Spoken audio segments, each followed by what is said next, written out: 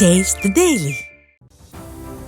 வேர் முதல் நுனி வரை பயன் தரக்கூடிய பனை மரம் தமிழர்களின் வாழ்வோடும் வரலாற்றோடும் பின்னி பிணைந்திருக்கிறது என்பதை தொல்காப்பியம், திருக்குறள் தொடங்கி தேவாரம், திருவாசகம் வரை பல சங்க இலக்கியங்கள் நமக்கு உணர்த்துகின்றன. இப்படி தமிழர்களின் வாழ்வில் தவிர்க்க முடியாத இடத்தை பிடித்திருக்கும் பனை மரங்கள் தற்போது அழிவின் விளிம்பில் உள்ளதென்பதே ஏற்றுக்கொள்ள முடியாத உண்மை.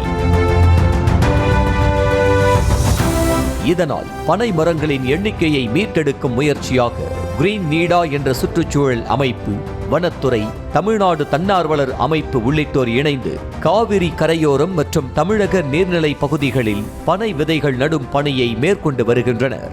அதன் ஒரு பகுதியாக திருச்சி மாவட்டம் முத்தரசநல்லூர் அருகே உள்ள காவிரி கரையோர பகுதிகளில் அமைச்சர் KN நேரு, மாவட்ட ஆட்சியர் மா பிரதீப்குமார் மற்றும் கல்லூரி மாணவ மாணவிகள், தன்னார்வலர்கள் என 500க்கும் மேற்பட்டோர் கலந்து கொண்டு பனை விதைகளை நட்டு வைத்தனர்.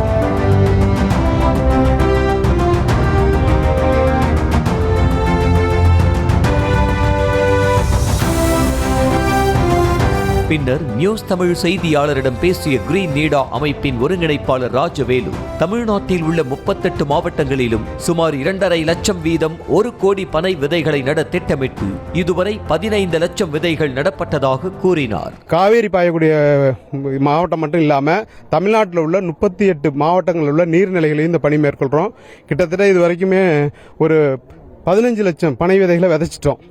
இன்னும் மீதி நாட்களில் வந்து இந்த 1 கோடி பனை விதை இப்போ மாவட்டத்தில் ஒரு 1 கோடி அப்படிங்கிறது பெரிய எண்ணிக்கையாக தெரியும்.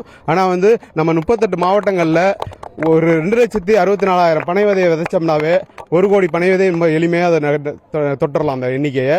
அது மாதிரி இன்றைக்கி வந்து தமிழ்நாடு அரசோட கை கோர்த்துருக்குறோம்.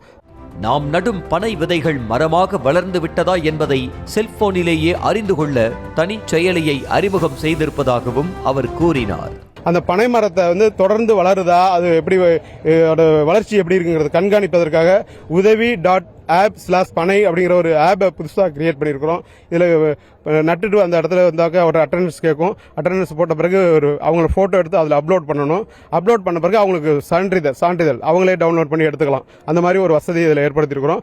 இந்த மரம் வந்து தொடர்ச்சியாக வளருதா, அடுத்த ஆண்டு வந்த அளவுக்கு வளர்ந்துருக்கு, இன்னும் ஒரு 25 வருஷம் கழிச்சு அது மரம் ஆயிட்டாங்கிறது அந்த ஆப்லேயே பார்க்கக்கூடிய வசதியும் ஏற்படுத்தியிருக்கிறோம்.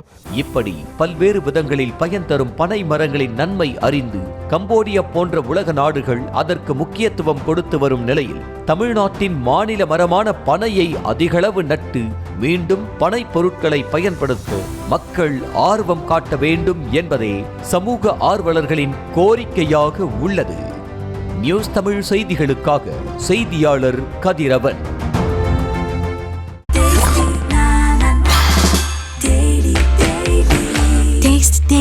Taste the Daily. செய்திகளை உடனுக்குடனும் துல்லியமாகவும் தெரிந்து கொள்ள சப்ஸ்கிரைப் பண்ணுங்க.